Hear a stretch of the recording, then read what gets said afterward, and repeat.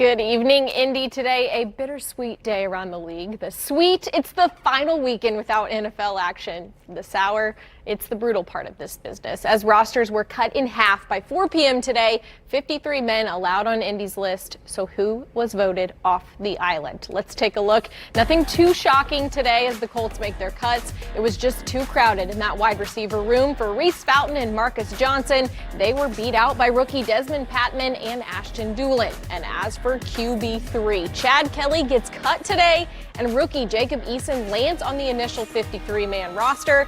And at defensive tackle, 6th-round draft pick Robert Windsor is waived. As for the biggest moves of the day, Colts put defensive end Kamoko Ture on the physically unable to perform list, which means he will be stuck there for a minimum of 6 weeks.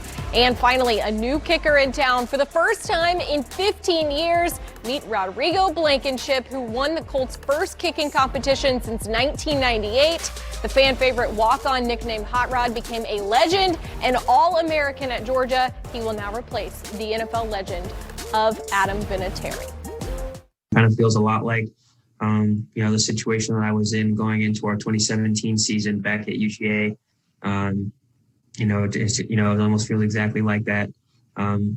It's just I'm not new to, kind of having to prove myself and kind of do the dirty work and just grind to earn everything. The Colts have had a reputation for having a lot of success with specialists, especially the kicker position. And, thinking recently about Vinatieri obviously being arguably the best of all time, I think that there's definitely been a precedent established.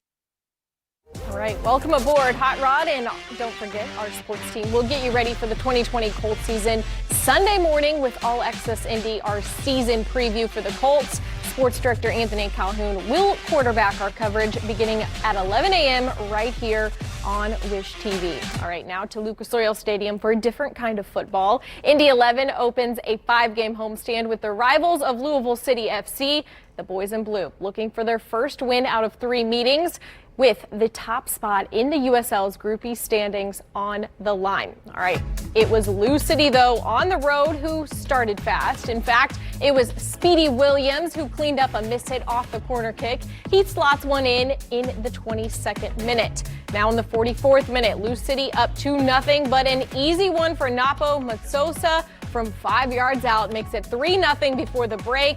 And in the dying minutes of the first half, the one bounce that went Indy's way tonight, a handball in the box gives Tyler Pasher a PK attempt. Pasher gets one back on the board before the half for the Boys in Blue, but the damage was done too early in the first half here. So to the top of Group E they go. Lou City with a 3-1 win tonight at Lucas Oil Stadium.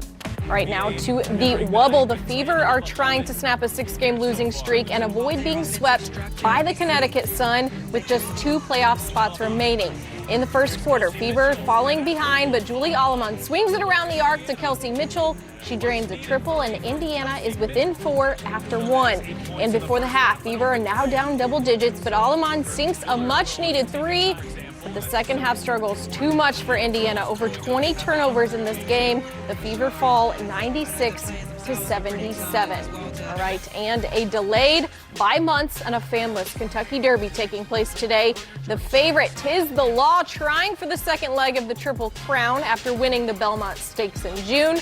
But it would be Authentic, who pulls away right here down the stretch and gets the upset at the 146th Kentucky Derby. The odds on Authentic were 8-1. And it teaches us never bet against a Bob Baffert trained horse. He ties the Kentucky Derby record with his 6th win at the Roses. And staying on the track, but to the motorsports side, big news for IndyCar today. Another change to the schedule, but this time an addition. Next weekend, the NTT IndyCar Series will run a doubleheader at Mid-Ohio.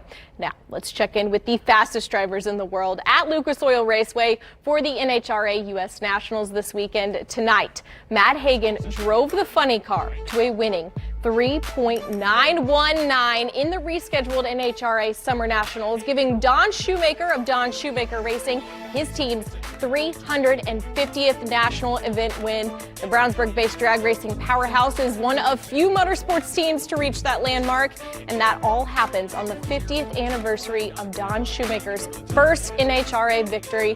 Congrats to him, and of course tomorrow a huge day out at Lucas Oil Raceway. We will have all of your highlights from the top events coming up tomorrow on Wish TV. All right, can't wait for that. And you had shown the Derby recap, Bob Baffert on top, but he had a little spill after. Yes, actually Authentic took him out in victory circle, got a little startled. Yeah, so have to see your Twitter to see this. Yes, bittersweet. Bittersweet. All right, well, thank you so much.